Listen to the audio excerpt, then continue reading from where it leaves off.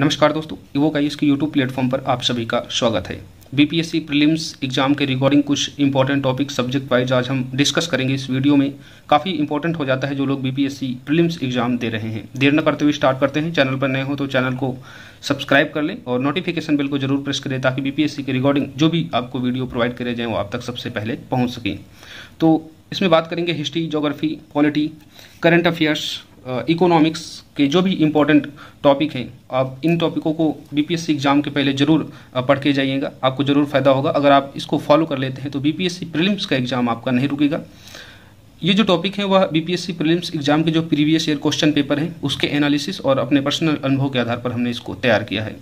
तो प्राचीन इतिहास में जो पढ़ना है, पहले तो इतिहास की इंपॉर्टेंस यह है, बीपीएससी के एग्जाम में 35 से 40 क्वेश्चन 150 में हर साल पूछे जाते हैं।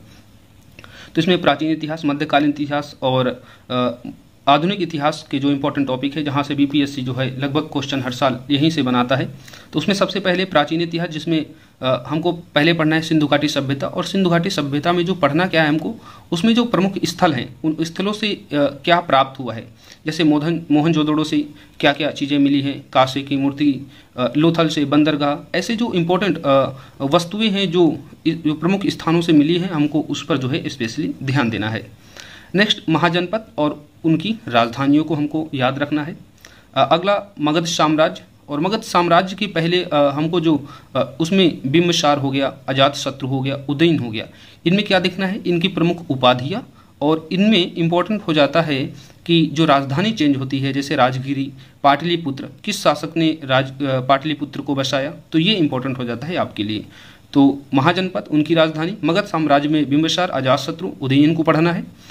उसके बाद में नंद वंश में चंद्रगुप्त मौर्य ने घनानंद को हराकर फिर मौर्य साम्राज्य की स्थापना की थी। तो चंद्रगुप्त मौर्य की थोड़ी सी प्रशासनिक व्यवस्था को देख लेंगे। उसमें जो प्रशासनिक अधिकारी होते हैं उनके प्रशासनिक नाम क्या होते हैं, जैसे सिक्कों के अधिकारी को क्या कहते हैं, सैन्य अधिकारी को क्या कहते हैं, तो वो जो इम्पोर्टेंट हो जाता है। सड़क जो अधिकारी होता है, एग्रोनोमोई, ठीक है।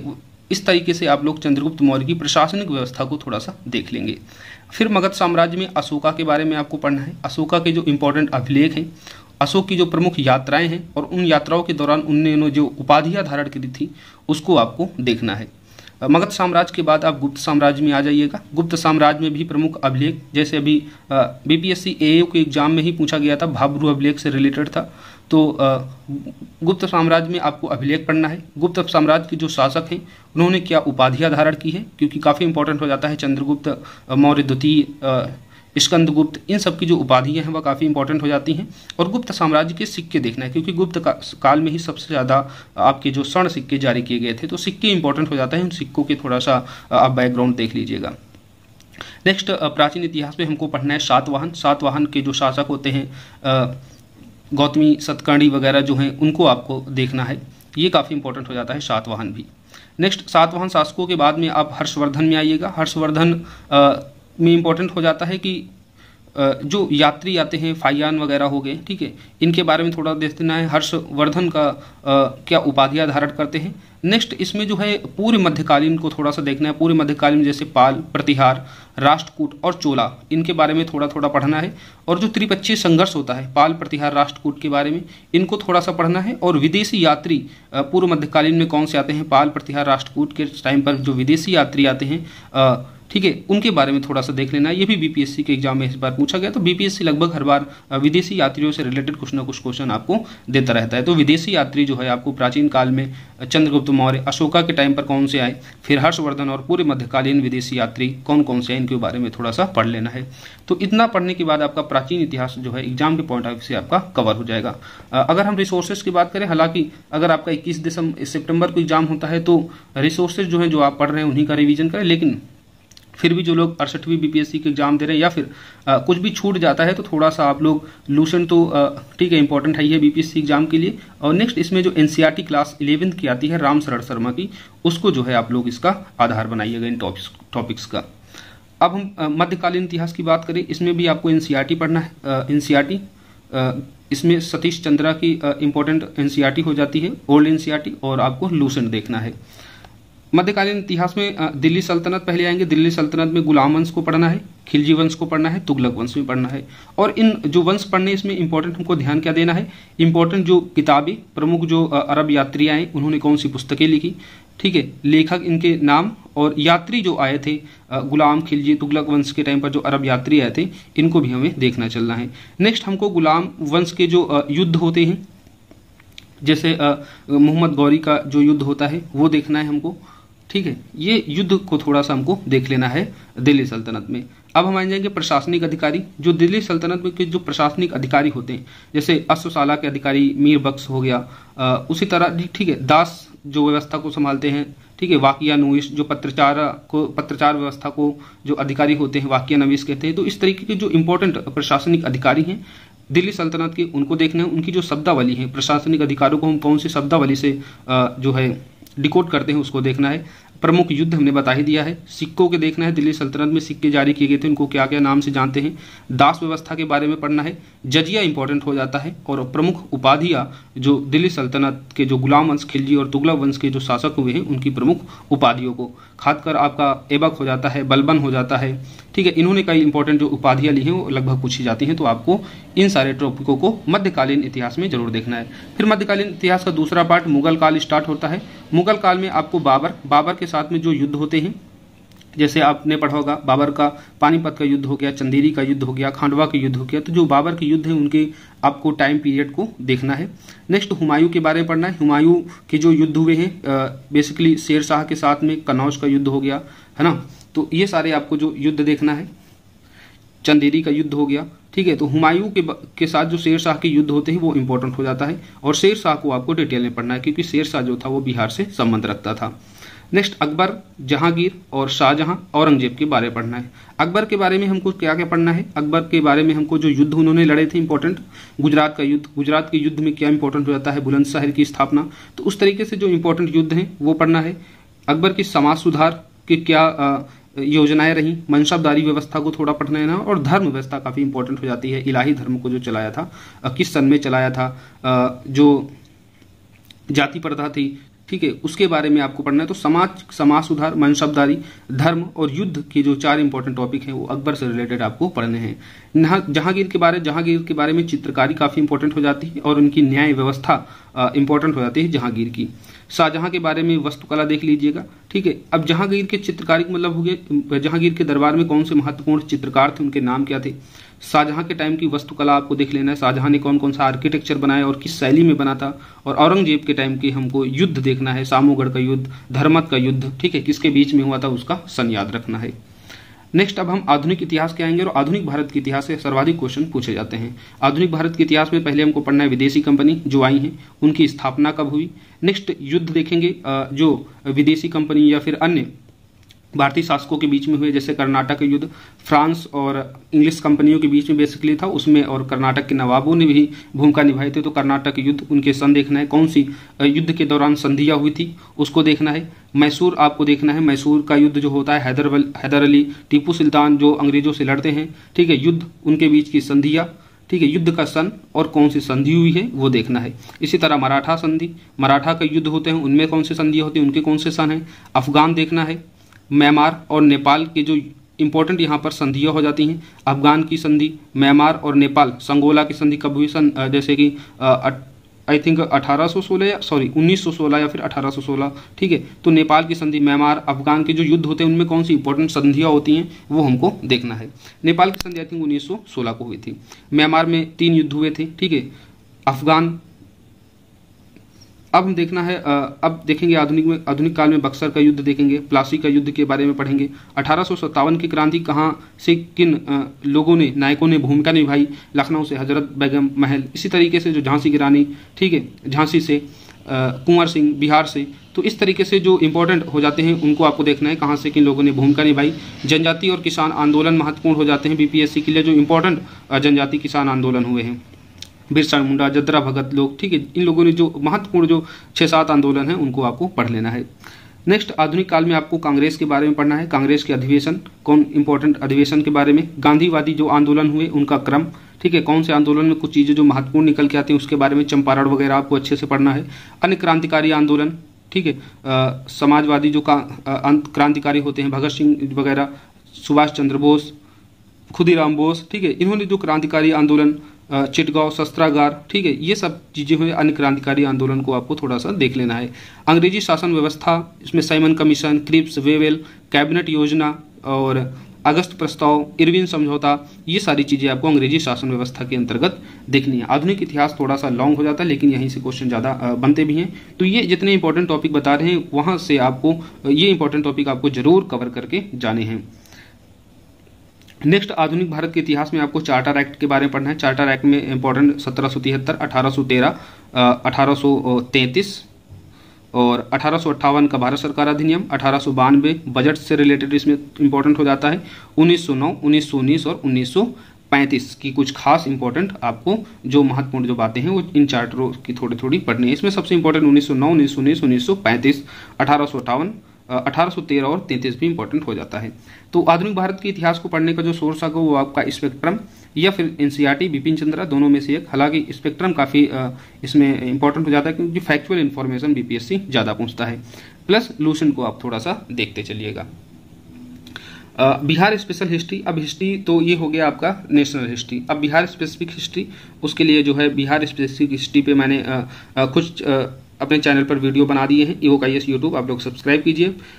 जो बीपीएससी स्पेशल जो प्लेलिस्ट है वहां पर मॉडर्न हिस्ट्री से रिलेटेड सारे आपको वीडियो मिल जाएंगे। अगर मैं एक बुक की बात करूं तो 2 बुक आती हैं। एक तो इम्तियाज अली की जो बुक आती है उसको पढ़ सकते हैं, या फिर बिहार समग्र करके एक बुक आती है उसको।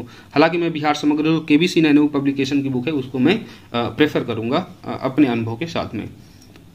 अगर आप लोग इम्तियाज अली को पढ़ रहे हैं तो उसको पढ़िए, ठीक है। जो लोग समग्र पढ़ रहे हैं तो आप लोग पढ़ते रहिए। तो इन दोनों में से एक बुक या फिर आप हमारे चैनल से इन वीडियो को कवर कर सकते हैं। नेक्स्ट, करंट अफेयर्स काफी इंपॉर्टेंट हो जाता है, ठीक है। 25 से 30 क्वेश्चन यहाँ से भी पूछे जाते हैं। तो इसमें आपको क्या पढ़ना है, कोई एक मैगजीन जो आप लोग पढ़ रहे हैं, जय घटना चक्र का, इसके लिए जो मैं सोर्स बता रहा हूँ, हालांकि ये सोर्स अंतिम नहीं है, जो आप लोग पढ़ रहे हैं, ठीक है, उसको आप लोग पढ़ें। जो लोगों ने जो नहीं पढ़ा है या फिर जो पढ़ना चाहते हैं तो उनके लिए घटना चक्र का वार्षिक अंक जून 2021 से मई 2022 तक का है, ठीक है। हालांकि इन्होंने पढ़ लिया होगा, तो जो लोग पढ़ रहे हैं तो इसको बार बार रिवाइज करें, या फिर जो लोग स्पीडी पढ़ रहे हैं स्पीडी का बार बार रिवीजन करें। जो लोग प्रतियोगिता दर्पण पढ़ रहे हैं प्रतियोगिता दर्पण का बार बार रिवाइज करें। हालांकि मेरा बस कहने का मतलब है कोई एक मैगजीन जो आप लोग पढ़ रहे हैं उसका बार बार रिवाइज करें। इसके बाद इवोक IAS के माध्यम से भी आपको करंट अफेयर्स कवर कराया जाएगा। जून जुलाई का हमने करंट अफेयर्स कवर कर दिया है और आगे जो है नेक्स्ट वीडियो आपको कवर कर दी जाएंगे वार्षिकांक लास्ट 6 मंथ, ऐसे करके पार्ट 1, पार्ट 2, पार्ट 3 बना के। बिहार स्पेसिफिक करंट अफेयर्स के लिए जो आप लोग अगर कोई बुक है आपके जानने में तो आप लोग जो पढ़ रहे हैं उसको आप लोग पढ़ते रहिए। हालांकि मैंने अपने चैनल पर जनवरी से जून तक के करंट अफेयर्स को कवर कर दिया। यहाँ से आप लोग पढ़ लेंगे तो जो 5-6 क्वेश्चन पूछे जाते हैं, 6-7 क्वेश्चन, वो इजीली कवर हो जाएंगे। बिहार स्पेसिफिक आपको बजट और इकोनॉमिक सर्वे देख लेना है, इसके लिए भी मैं वीडियो जो है प्रोवाइड करा दूंगा 2-3 दिन में। करंट अफेयर्स में जो इंपॉर्टेंट आपको जो बातें याद रखनी, जो आप लोग पढ़ रहे हैं उसमें क्या पढ़ना है ये महत्वपूर्ण हो जाता है। उसमें पढ़ना है आप लोगों को राष्ट्रीय घटनाओं में जो पढ़ना है वो महत्वपूर्ण योजनाएं हाल ही की जो स्टार्ट हुई हैं वो, और पढ़ना है पहली बार अगर किसी राज्य की स्पेसिफिक किसी राज्य में अगर पहली बार कोई महत्वपूर्ण चीज का उद्घाटन हुआ है तो आप लोगों को उसको देखना है। रामसर भूमि, अभी हाल ही में 13 रामसर भूमियों को और शामिल कर लिया है, तो सभी रामसर भूमियों को आप लोगों को देखना है। सूचकांक जो भारत में उसका स्थान क्या है, जो महत्वपूर्ण इंडेक्स जारी किए जाते हैं उनमें भारत की स्पेसिफिक रैंक क्या है, और राज्य विशेष महत्वपूर्ण घटनाएं देखना है, ठीक है। हाल ही में 1 साल की जो महत्वपूर्ण राज्य विशेष घटनाएं हैं आप लोगों को उनको देखते जाना है। और स्पेसिफिक राज्य विशेष में क्या देखना है, पहली बार अगर कुछ वहां पर कोई इंपॉर्टेंट चीज का उद्घाटन हुआ है तो। अंतरराष्ट्रीय घटनाओं में आपको क्या देखना है, महत्वपूर्ण नियुक्तियां, जो हाल ही के लास्ट 6 मंथ की जो नियुक्तियां हुई हैं उसको देखना है। किसी इंटरनेशनल संस्था में या फिर राष्ट्रपति प्रधानमंत्री जो इंपॉर्टेंट होते हैं आप लोगों को वो सिर्फ देखना है। जैसे जापान हो गया, ईरान हो गया, ठीक है, और थाईलैंड वगैरह हो गया, सिंगापुर हो गया, फ्रांस हो गया, कनाडा हो गया, अमेरिका हो गया, वहां पर अगर कोई नियुक्ति होती है तो उस तरीके के देशों को आपको याद रखना है, सभी देशों के वो भी नहीं। अगर कोई इंटरनेशनल ऑर्गेनाइजेशन WTO हो गया, जैसे WHO हो गया, तो यहाँ इस तरीके की संस्था अगर कोई नियुक्ति होती है तो वो देखना है। महिला अगर किसी संस्था में पहली बार नियुक्ति होती है तो वो देखना है। हालांकि मैंने जो जून जुलाई की जो करंट अफेयर्स प्रोवाइड की है, तो आप उससे एक मोटा मोटा आइडिया भी ये भी लगा सकते हैं कि हमको करंट अफेयर्स किस तरीके से पढ़ना होता है। उसको देखने का एक ये भी फायदा आपको मिलेगा। और इम्पोर्टेंट हो जाता है अंतर्राष्ट्रीय करंट अफेयर्स घटनाओं में महत्वपूर्ण सम्मेलन और स्पेसिफिक कंट्री इंपॉर्टेंट जो फैक्ट होते हैं। किसी स्पेसिफिक कंट्री में कोई पहली बार कोई चीज उद्घाटन हुई है, पहली बार उसका जो है अनावरण हुआ है, या फिर उस कंट्री से रिलेटेड कोई इंपॉर्टेंट फैक्ट हो गया। जैसे फॉर एग्जांपल तुर्की का नाम जो है तुर्कीये कर दिया गया, अभी संयुक्त राष्ट्र ने उसको मंजूरी दे दी है। तो इस तरीके से कोई इंपॉर्टेंट फैक्ट होता है तो वो आपको याद रखना है। नेक्स्ट इसमें इंपॉर्टेंट हो जाता है बीपीएससी प्रीलिम्स के रिगार्डिंग पुरस्कार, नेशनल पुरस्कार, खेल में आपको लास्ट 6 मंथ में देखना है, वो भी इंपॉर्टेंट, ओलंपिक, टेनिस, और वो खेल इंपॉर्टेंट हो जाते हैं जिनमें भारत ने महत्वपूर्ण भूमिका निभाई है, भारत ने प्रथम स्थान, या फिर भारत में कोई खेल आयोजित हुआ हो, उस तरीके के आपको करंट अफेयर्स खेल से रिलेटेड देखना है। पुस्तकें बहुत सारे रिलीज होती हैं, आपको कुछ स्पेसिफिक जो है 20 से 25 पुस्तकें आपको देखना है जो काफी चर्चा में रही हैं। नेक्स्ट दिवस और उनकी थीम, लास्ट 6 मंथ के आपको दिवस और उनकी थीम जो इंपॉर्टेंट होते हैं आपको उनको भी देखना है। और ये आप कैसे पता करेंगे, मैं जो है कम से कम 5 साल के प्रीवियस ईयर क्वेश्चन पेपर को सॉल्व कराने वाला हूं इस चैनल पर। तो अभी एक हफ्ते के अंदर मैं आपको 5 साल के प्रीवियस ईयर क्वेश्चन पेपर को सॉल्व कराऊंगा, और उसमें केवल आंसर नहीं बल्कि क्वेश्चन को एनालाइज करेंगे, कहाँ से क्वेश्चन जो है बीपीएससी उठाता है।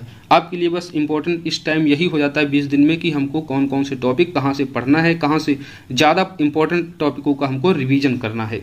तो जब आप प्रीवियस क्वेश्चन पेपर को मैं सॉल्व कराऊंगा, एनालिसिस के साथ में आंसर दूंगा, उन ऑप्शनों को भी एनालाइज करूंगा, उन ऑप्शन जो होते हैं उन ऑप्शनों से कहाँ से क्वेश्चन जो है और बना सकता है बीपीएससी, उस सारी चीज़ों को हम लोग प्रीवियस ईयर क्वेश्चन पेपर को सॉल्व करते समय देखेंगे। नेक्स्ट साइंस इंपॉर्टेंट होता है। साइंस में आपको जो है मुख्य रूप से बायोलॉजी पढ़ना है। इसका रिसोर्स क्या है, लूसेंट, बीपीएससी प्रीलिम्स की इंपॉर्टेंट सबसे ज़्यादा हो जाता है जो लूसेंट की जो स्पेसिफिक साइंस से रिलेटेड जो बुक आती है वो। और 9th और 10th की एनसीईआरटी भी पढ़ सकते हैं जो लोग 68वीं बीपीएससी के एग्जाम देंगे, या जो लोग पढ़ रहे हैं तो अपना पढ़ते रहे, जिन्होंने नहीं पढ़ा है तो मस्ट नहीं है, मस्ट आपके लिए हो जाता है लूसेंट। बीपीएससी का एओ का एग्जाम हुआ था तो 4-5 क्वेश्चन जो था वो एनसीईआरटी से डायरेक्ट जो था कॉन्सेप्चुअल रूप से पूछ लिया गया था। तो काफ़ी इस टाइम हवा बना हुआ है कि आप लोगों को एनसीईआरटी पढ़ना ही एनसीईआरटी पढ़ना है। हाँ, एनसीईआरटी इंपॉर्टेंट होती है, लेकिन अगर आप लोगों ने नहीं पढ़ा है तो मस्ट नहीं है, इसके पीछे मत भागिए। लूसेंट आप लोग पढ़ रहे हैं, लूसेंट की साइंस स्पेसिफिक जो बुक आती है उसकी बात करूँ, अगर आप लोग वो पढ़ रहे हैं, क्योंकि वो एनसीईआरटी बेस्ड किताब है, वो पढ़ रहे हैं तो वो एनफ है। तो अब इसमें बायोलॉजी में इंपॉर्टेंट क्या पढ़ना है आप लोगों को, कोश की संरचना पढ़नी है, डीएनए आरएनए के बारे में थोड़ा सा पढ़ना है, ब्लड के बारे में पढ़ना है, रोग जो डिजीज होती हैं जंतु और पादपों के, जैसे गेहूं, आलू, गेहूं में टूंडा रोग, गन्ने से क्या संबंधित, ठीक है, मक्का, गन्ने का जो रोग होता है, इस तरीके के जो पादप रोग होते हैं, ठीक है, उनके कारण क्या थे, वायरस संबंधी, जीवाणु, फंगस, प्रोटोजोआ, ठीक है, इनको आपको याद रखना है, जंतु और पादप दोनों के रोगों को। विटामिन के बारे में पढ़ना है, इंपॉर्टेंट हार्मोन्स पढ़ने हैं, कवक, शैवाल, और जो बायोलॉजी में दूसरा इंपॉर्टेंट हो जाता है वह कुछ सिद्धांत हो गए, जैसे उत्परिवर्तनवाद का सिद्धांत किसने दिया, इंपॉर्टेंट खोज हो जाती हैं। फॉर एग्जांपल कोई टीका की जो खोजें हुई हैं, या फिर बायोलॉजी से संबंधित कोई सिद्धांत हुआ है उसकी जो खोज है उनके वैज्ञानिक के नाम इंपॉर्टेंट हो जाते हैं। और कार्बोहाइड्रेट्स भी काफ़ी इंपॉर्टेंट हो जाता है। नेक्स्ट फिजिक्स में क्या है, फिजिक्स में आपको मात्रक, नाभिकीय भौतिकी के बारे में थोड़ा सा पढ़ना है, और कंप्यूटर्स को थोड़ा सा देख लें, बीपीएससी में 2-3 क्वेश्चन कंप्यूटर से भी पूछ लिए जाते हैं। घर्षण, अपकेंद्र और अभिकेंद्र बल एग्जाम्पल्स के साथ में, न्यूटन के नियम उदाहरण सहित, ठीक है, अप्लाइड न्यूटन्स के नियम पूछता है, अप्लाइड रूप से अपकेंद्र और अभिकेंद्रीय बल के बारे में पूछता है। और इंपॉर्टेंट जो खोज हो गई जैसे आइंस्टीन, अल्फ्रेड नोबेल, ठीक है, मिस्टर जो खुराना हुए भारत के, अल्फ्रेड नोबेल ने जैसे डायनामाइट का आविष्कार किया, इस तरह की जो इंपॉर्टेंट आविष्कार हैं उनके आविष्कारक कौन से, ये आपको देखना है। नेक्स्ट फिजिक्स में तरंगे आपको पढ़ना है, तरंगों में जैसे एक्स तरंग, परावैंगनी तरंग, दीर्घ, लघु तरंग, इनका जो सीक्वेंसिंग होता है, क्रम होता है, वो आपको देखना है उनकी आवृत्ति और तरंग दैर्ध्य के अनुसार। रसायन विज्ञान में इंपॉर्टेंट हो जाता है रासायनिक और भौतिक प्रभाव आपको देखना है, परिवर्तन जो होता है, एग्जाम्पल दे दिया जाएगा वह रासायनिक प्रभाव के द्वारा हुआ या भौतिक प्रभाव है। नेक्स्ट जो देखना है आपको एरोमेटिक कुछ यौगिक होते हैं जैसे पॉलीथीन हो गया, रेशम हो गया, प्राकृतिक और कृत्रिम रूप से जो रेशम बनाए जाते हैं उनके नामों के बारे में। नेक्स्ट रसायनों की कमी से होने वाले पादप रोग, कांच के बारे में थोड़ा सा इंपॉर्टेंट हो जाता है, जैसे क्रुक्स कांच, सोडियम कैच, इनके थोड़ा सा आपको देख लेना है। मेटल्स आपको देख लेना है, मेटल्स जो है किन किन मेटल्स से जो बनाए जाते हैं, जैसे गन मेटल हो गया, सिल्वर मेटल हो गया, तांबा जो है किन किन मेटल से बनाया जाता है। तो इस तरीके से मेटल्स का जो है वो आपको याद रखना है। इस्पात किससे बनाया जाता है, इस्पात में कौन कौन से जो है यौगिक मिलाए जाते हैं, जिंक, क्रोमियम वगैरह, ये सारी चीज़ें जो हैं आपको मेटल्स के अंतर्गत मिल जाएंगी। तो रसायन विज्ञान, फिजिक्स और बायोलॉजी को ज़्यादा ध्यान देना है, फिजिक्स और रसायन विज्ञान के ये टॉपिकों को आपको कवर करके जाना है। नेक्स्ट पॉलिटी में हमको पढ़ना है प्रस्तावना, इंपॉर्टेंट जो उसके शब्द हैं प्रस्तावना में दिए गए हैं उनको पढ़ना है। जैसे कितने प्रकार की प्रस्तावना में स्वतंत्रता से संबंधित कितने दिए गए हैं, न्याय, आर्थिक, राजनीतिक, सामाजिक न्याय, तो 3 प्रकार का न्याय है, 5 प्रकार की स्वतंत्रता है। तो इस तरीके से आपको प्रस्तावना के बारे में कौन कौन से शब्द हैं, ठीक है, 42वें संशोधन में कौन से प्रस्तावना में नए शब्द जोड़े गए, मूल अधिकारों के बारे में पढ़ना है, उनके आर्टिकल्स, डीपीएसपी आर्टिकल सहित मूल कर्तव्य सभी याद करने हैं, कौन सा मूल कर्तव्य कौन से नंबर का है। नेक्स्ट आर्टिकल में 1 से 4 राज्य के बारे में, 5 से 11 नागरिकता के बारे में थोड़ा सा देख लेना है। पॉलिटी में इंपॉर्टेंट और हो जाता है अनुसूचियां, अन्य देशों से लिए गए प्रावधान, राष्ट्रपति, उपराष्ट्रपति, राज्यपाल, सुप्रीम कोर्ट, हाई कोर्ट, स्थानीय प्रशासन, कैग और निर्वाचन आयोग, ये सारे टॉपिक आपको पढ़ना है। संसद और विधानसभा के बारे में पढ़ना है। दिल्ली एनसीआर के इंपॉर्टेंट जो आर्टिकल हैं वो 239, 239A, 239AA। विशेष राज्य की श्रेणी आर्टिकल पढ़ना है, जैसे नागालैंड 271A में क्या है, तो विशेष राज्य की श्रेणी से आपको रिलेटेड आर्टिकल पढ़ने हैं। प्रमुख हालिया संशोधन पढ़ने हैं, 100वें संशोधन के बाद में जितने संशोधन हुए हैं उनको आपको पढ़ना है। बिहार स्पेसिफिक में क्या पढ़ना है, कोई इंपॉर्टेंट अगर नियुक्ति हुई है, वर्तमान में संवैधानिक नियुक्ति हुई है उसको देखना है, और इसमें अनुमंडल से देख लेना है कि इस अनुमंडल में कौन कौन से जिले शामिल हैं। भूगोल में जो है आपको जो सोर्स है वह बर्नवाल की किताब आपको या फिर एनसीईआरटी एक कोई रेफर कर सकते हैं। भारत की ज्योग्राफी इंपॉर्टेंट हो जाता है, उसमें नदियाँ आपको पढ़ना है, झीलें। नदियों में इंपॉर्टेंट हो जाता है जो हिमालय से निकलने वाली गंगा, ब्रह्मपुत्र, सिंधु नदी, और जो दक्षिण की नदियाँ हैं, ठीक है, कौन सी नदियाँ अरब सागर में गिरती हैं, अरब सागर में गिरने वाली जो भ्रंशी नदियाँ हैं, ताप्ती, नर्मदा, वो सारी पढ़नी है। कृष्णा और गोदावरी नदियों को पढ़ना है। थोड़ा सा जो जो पठार से निकलती हैं बिहार राज्य से होकर जो नदियाँ, जो पठारी नदियाँ हैं उनको थोड़ा सा आपको देखना है। नागपुर पठार से वगैरह जो नदियाँ निकलती हैं, उत्तरी कोयल, दक्षिणी कोयल, उनको थोड़ा सा देख के चलना है। पर्वत पठार, परियोजनाएं थोड़ी सी देख लेनी है। जनगणना भारत की देख लेना है आपको लोगों को। खनिज, जो इंपॉर्टेंट खनिज हो जाते हैं, कहाँ कौन से खनिज पाए जाते हैं। विश्व में आपको सूची के प्रथम और द्वितीय, तृतीय क्रम, अर्थात विश्व का प्रथम झील, सबसे बड़ी झील कौन सी है, सबसे बड़ी खारे पानी की झील कौन सी है, प्रमुख जल संधियाँ देख लेनी है, ठीक है। ज्योग्राफी को मैं सीक्वेंसिंग वाइज जो सूची क्रम है, मैं अपने शॉर्ट्स वीडियो में जो है ज्योग्राफी को मैप वाइज कवर करा रहा हूँ, तो आप लोग शॉर्ट्स वीडियो को देख सकते हैं। काफ़ी इंपॉर्टेंट है वो, उनसे आपको जरूर क्वेश्चन आपको फंस जाएंगे। जल संधियाँ हो गए, झील, पर्वत वगैरह हो गए, ये आपको देखना है विश्व के भूगोल में। बिहार स्पेसिफिक ज्योग्राफी EVOK के चैनल से आपको प्रोवाइड कर दिया जाएगा। मैंने एक पार्ट बना दिया है, 3 पार्ट में मैं ज्योग्राफी दूंगा, एक पार्ट बना दिया गया, उसको आप देख सकते हैं, और जल्द ही आपको दूसरा तीसरा पार्ट भी मिल जाएगा। अगर आपको बुक पढ़ना है तो कोई बिहार समग्र को देख सकते हैं। नेक्स्ट इकोनॉमिक्स में, इंडियन इकोनॉमिक्स में बजट आपको पढ़ना है। प्रमुख शब्दावली जैसे GDP, GNP क्या होती है, मुद्रास्फीति काफ़ी इंपॉर्टेंट हो जाती है, इसको आपको जरूर देख के जाना है। मुद्रास्फीति के प्रकार, स्टैगफ्लेशन क्या होता है, ठीक है, मुद्रास्फीति बढ़ती है क्या होता है, मुद्रास्फीति कम होती क्या होता है, ठीक है। मुद्रास्फीति, बैंक RBI का रोल क्या होता है मुद्रास्फीति के टाइम पर, तो ये सारी चीज़ें देखना है। GDP, GNP फार्मूला देखना है, कैसे काम करता है ये। बैंकिंग सेक्टर थोड़ा सा देख के जाना है। प्रमुख समितियों के बारे में पढ़ना है कि ये समितियाँ किससे रिलेटेड। बेरोजगारी, अनएम्प्लॉयमेंट के टॉपिक में आप लोगों को पढ़ना है बेरोजगारी के प्रकार, जैसे सीमांत बेरोजगारी क्या होती है, दैनिक बेरोजगारी क्या होती है, घर्षणात्मक बेरोजगारी कैसे उत्पन्न होती है, तो ये सारे जो बातें हैं आपको बेरोजगारी के टॉपिक में आप लोगों को पढ़ना है।